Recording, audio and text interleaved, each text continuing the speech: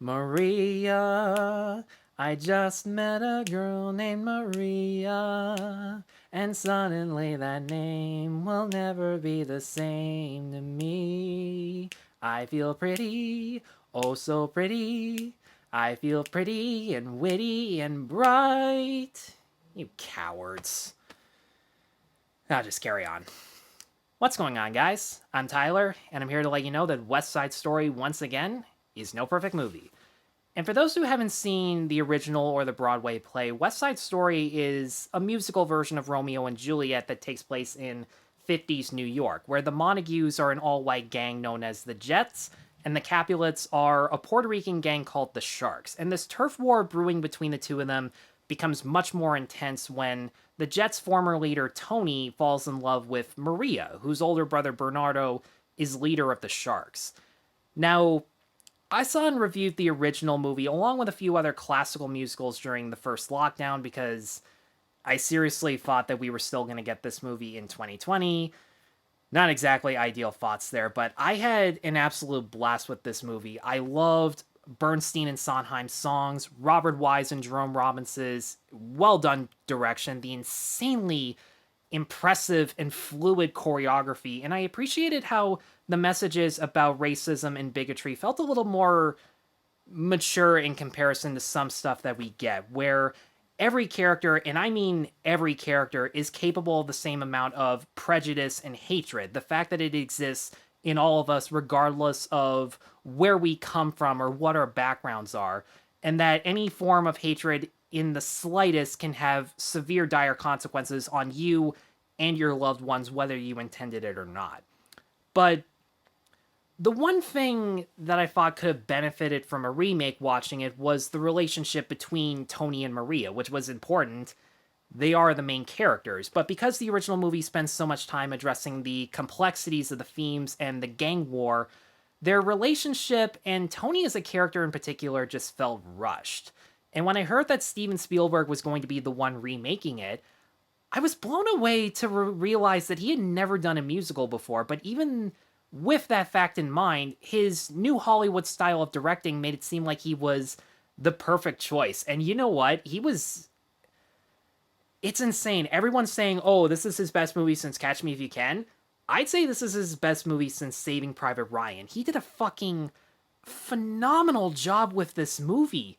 The music, the dialogue conversations, they all felt equal in length. He never fell into that trap of filming or editing the musical numbers and the dialogue sequences in contrasting directorial styles. Nearly every scene was filmed in the exact same way. And if you've ever watched a YouTube video that reviewed or analyzed Spielberg as a filmmaker, then you've probably heard about how he likes to film as many scenes as possible in these unique one takes known as Spielberg oneers. He'll have the actors and the camera staged in a particular way where, as the scene progresses and as characters move around within the setting, he could actually film the scene in multiple different camera angles to simulate the effect of cutting and editing so that you could save time in the editing process. Each scene, no matter how slow or fast, has the same amount of quick and natural pacing.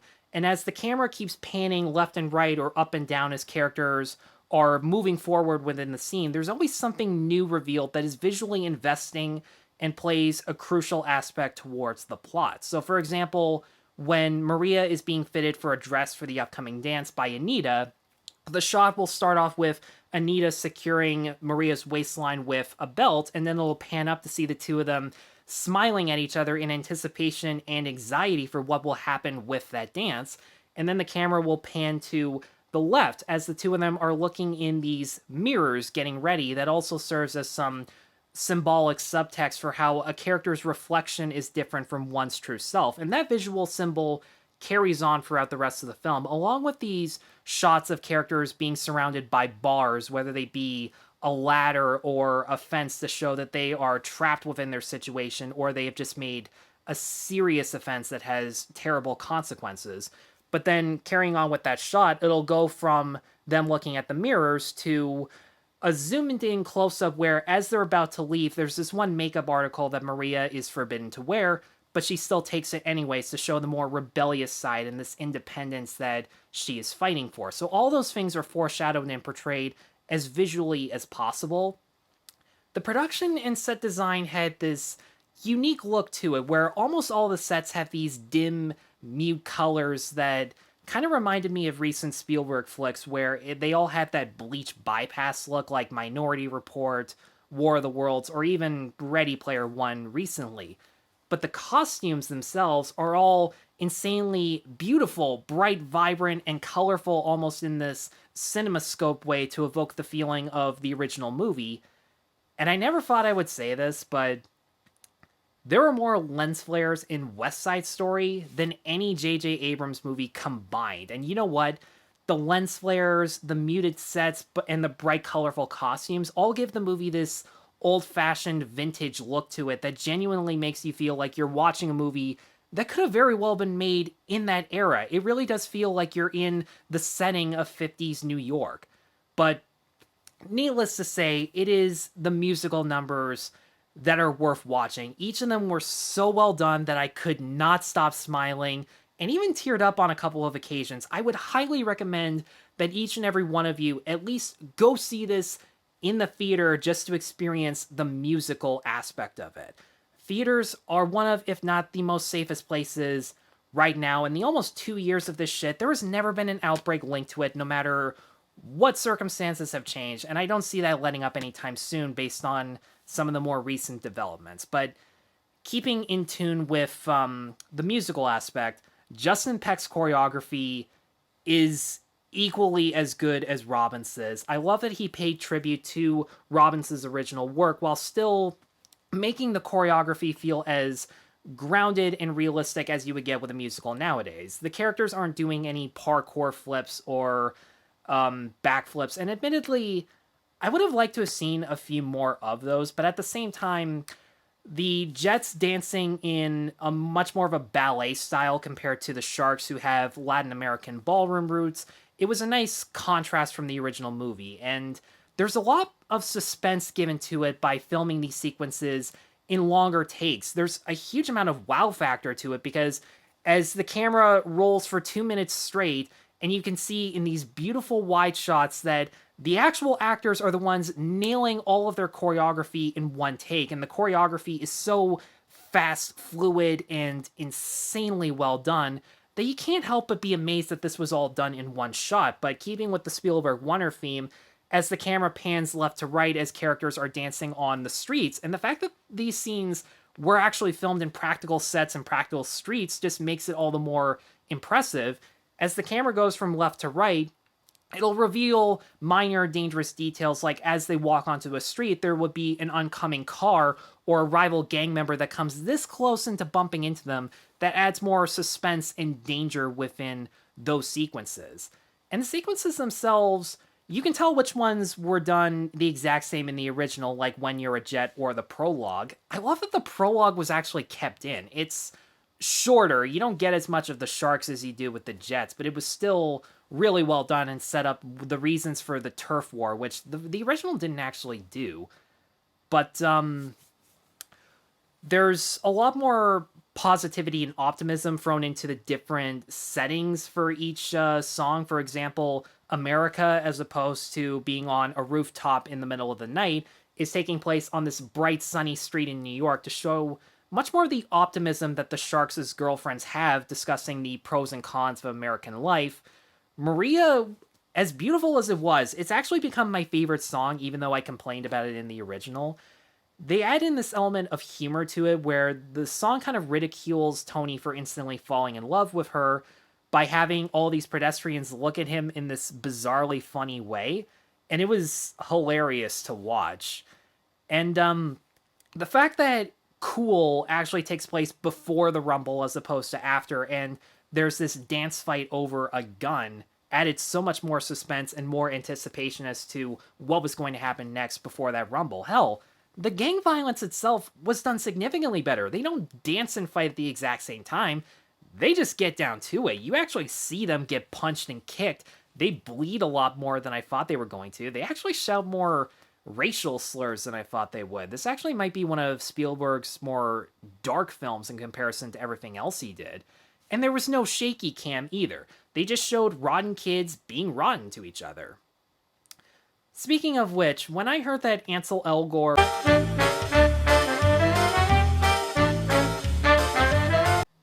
if and when charges are filed, if there's a trial, and if he's found guilty, and if I'm being completely honest, I wouldn't be surprised by any of those things, then I'll chime in.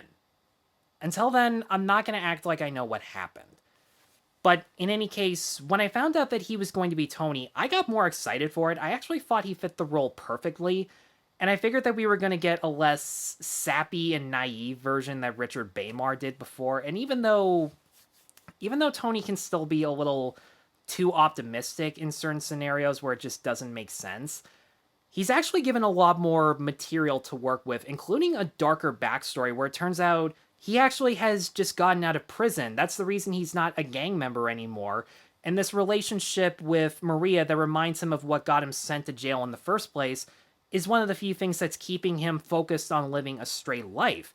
And Elgort is considerably more nuanced in his body language and line delivery than most of the other actors in particular, because the Jets all still have that over-the-top New York accent that makes them so fun to listen to. But at the same time, I do like that even when he knows how dangerous a certain situation is, he's never afraid to call out his fellow friends for their bullshit in front of the Sharks, and he's willing to calmly try to attempt amends with Bernardo without any weapons whatsoever, even if it humiliates him or his life is at stake. He knows he has a lot to lose, but because he has that one person in his life that matters, he doesn't care. And speaking of the relationship with him and Maria, even though it's still probably one of the lesser focused aspects of the story, the reason it's done so much better is because the two of them actually take the time to get to know one another. They actually debate what's different between being a white person born from immigration or someone who actually is an immigrant coming to another country.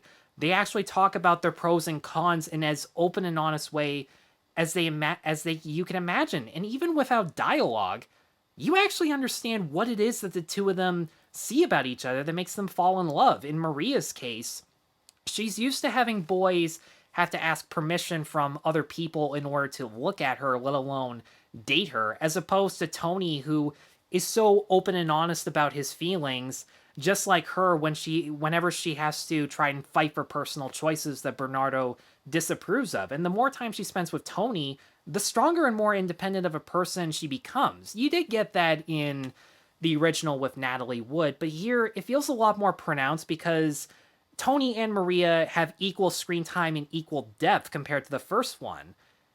And it made me care about the relationship so much. And Rachel Zegler, I'm not 100% sure if that's how to say her name. I've never seen her YouTube videos before, and I feel slightly bad about that because, wow, she can sing. She was so good that she actually sent chills every time she did, especially during Tonight, where I actually teared up. She sold her emotions and her arc so perfectly. And David Alvarez and I can't remember who plays Riff, the two of them were good as rival gang members. I do like that even though Bernardo makes a lot of choices that have the best interest of his girlfriend and his little sister, the movie still holds his feet to the fire for blindly refusing Tony's offers for peace under this assumption that they may be disingenuous. And based on the racism that he experiences from beginning to end, you totally understand why, but at the same time, the hatred that he experiences, he often confuses with the behavior that anyone who looks like his enemies are capable of. Same thing with Riff. He looks at anyone who's had a happier childhood than he did. He considers them immediately more fortunate and having no idea what he's experienced without even considering what their hardships have been.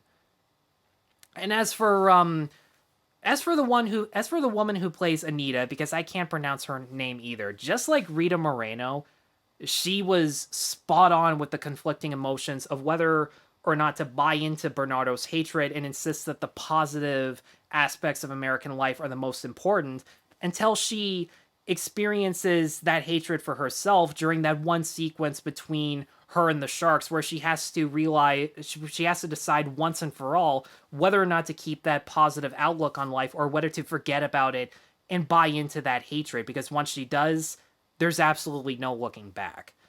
And even though Rita Moreno is kind of an extended cameo, that, don't get me wrong, was still a great tribute because as Anita, she was the standout in the original movie.